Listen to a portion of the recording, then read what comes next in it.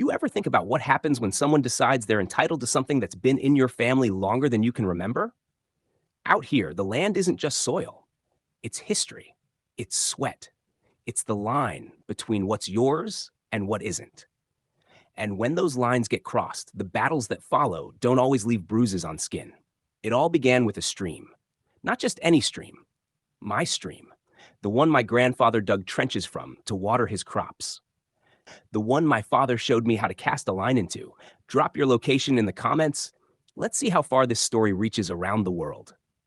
The same place I'd sit on hot nights, listening to cicadas cry out under the stars. That stream fed my grasslands, gave my herd something to drink, and kept my fields breathing. Then came Marjorie. She ran the neighborhood council, and she wasn't one of those loud, careless types who shout just to be seen. No, Marjorie was sharp. She wore pearls and pastel cardigans, and her smile was the kind that politicians practice in the mirror.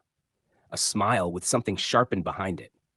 At first, she acted neighborly, showing up at my gate with a clipboard in one hand and a basket of cookies in the other. Community pride, she called it. What she really meant was authority. Her proposal was straightforward enough.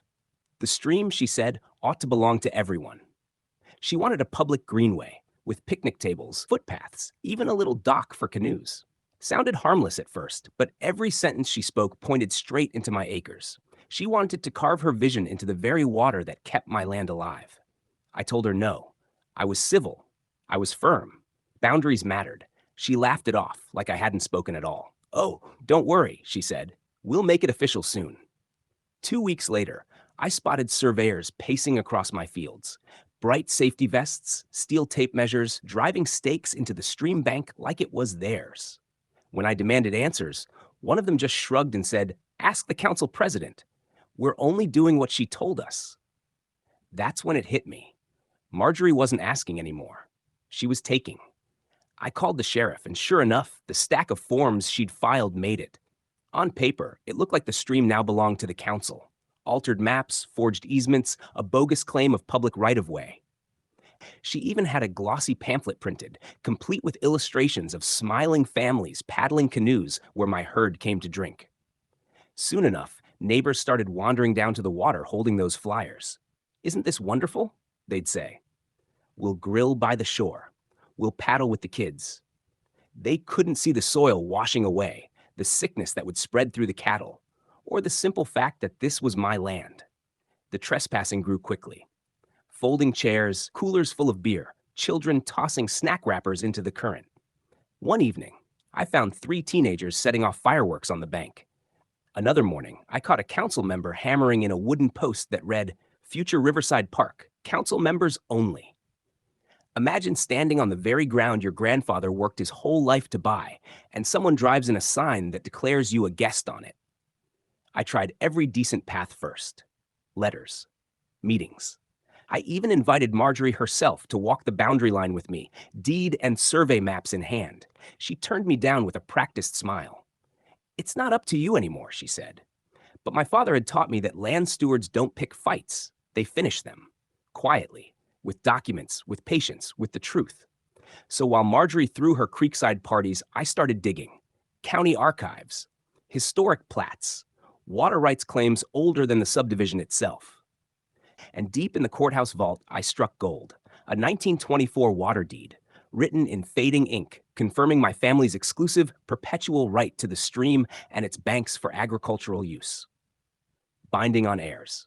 Where she had glossy brochures, I had a century-old weapon, but I kept it close. Not yet. I wanted to watch how far she'd push. Because sometimes the surest way to win is to let your opponent walk straight past the line. And she did, spectacularly. Within weeks, she staged a full-blown ribbon-cutting ceremony, complete with balloons, a rented PA system, and even a local news crew. Cameras rolled as Marjorie, pearls gleaming under the sun, sliced a red ribbon strung across my stream. That night, I sat by the water with the deed tucked into my binder, listening as their laughter drifted down the road from the subdivision. My bulls grazed steady and calm behind me. The moonlight glinted off the survey stakes, each one shining like a warning flare. And I told myself, if Marjorie wanted a fight, she just fired the first real shot. The courthouse smelled like stale coffee and old books. That's where this was always going to end.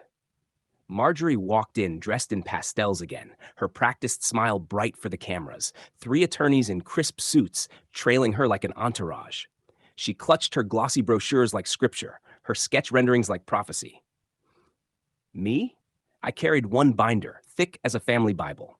Inside were every survey, every deed, every sheriff's report, and that 1924 water rights contract, preserved in a plastic sleeve like something holy. Her lawyers spoke first. They painted me as greedy, unwilling to share, a relic standing in the way of progress. They called the stream a public necessity. They projected shiny slides of kayaks and laughing children. The judge listened, face unreadable, while Marjorie sat poised and confident, certain she had the room in her pocket. Then it was my turn. I didn't raise my voice. I didn't need to. Piece by piece, I laid the record out. Photos of beer cans bobbing in the water, sheriff's reports about fireworks, veterinary logs warning of contamination in my herd, survey maps showing the stream sitting squarely inside my deed's boundary. And finally, I slid the judge that fragile document from 1924. The room went quiet as he read. The words were clear: exclusive, perpetual, binding on heirs. In a single sentence, her grand design collapsed. Her attorneys scrambled, whispering in a panic, but it was already over. The ruling came down fast and sharp. The stream was mine beyond argument. The council was ordered to pay damages, fund erosion repair, and cover the cost of cleanup. On top of that, they were fined for trespass, nuisance, and falsified filings. Marjorie's pastel smile cracked. Her hands shook around her clipboard. Neighbors who once clapped for her now kept their heads low, murmuring as they realized they'd been played. The judge added one more order. The council would fund a restitution program, scholarships for local agricultural students. Fitting that the very life Marjorie sneered at would now thrive on her defeat. She stepped down within the week, not with grace, not with dignity. She was shouted out of the meeting hall, booed by neighbors angry over rising dues and county fines. The so-called queen of the stream, toppled by her own hubris. The new council president, a soft-spoken man named Harris, came by my gate. He didn't bring a clipboard. He brought an apology. "The fighting's done," he said. "Let's mend the fence and move forward." I shook his hand. That was all I ever wanted. Over the next month, change rolled through the land. Crews carted out trash by the truckload. Volunteers from the subdivision helped reseed the grass. Children hammered fence staples alongside my ranch hands. For the first time in years, the fence line wasn't a front line. It was a boundary respected on both sides. One evening, as the sun bled gold across the ridgeline, I walked the stream alone. No banners, no garbage, no ribbons strung across the water, just quiet. The current hummed the same song it had sung for my grandfather, for my father, and now for me. Boundaries once broken can be rebuilt stronger than they were before. Marjorie faded from the neighborhood, her house sold at a loss. Maybe she found another council to torment. Maybe not. Either way, she was no longer mine to worry about. What mattered was the truth I carried away from it all. Paper outweighs shouting, records cut sharper than insults, and patience, that's the greatest weapon of all. So, if you ever find yourself up against your own Marjorie, remember this: stand firm. Don't let anyone redraw your lines. Respect is earned by holding steady, not by giving way. Because at the end of the day, the land doesn't lie, and neither do the boundaries that guard it. If you felt this story, don't forget to like, share, and subscribe for more.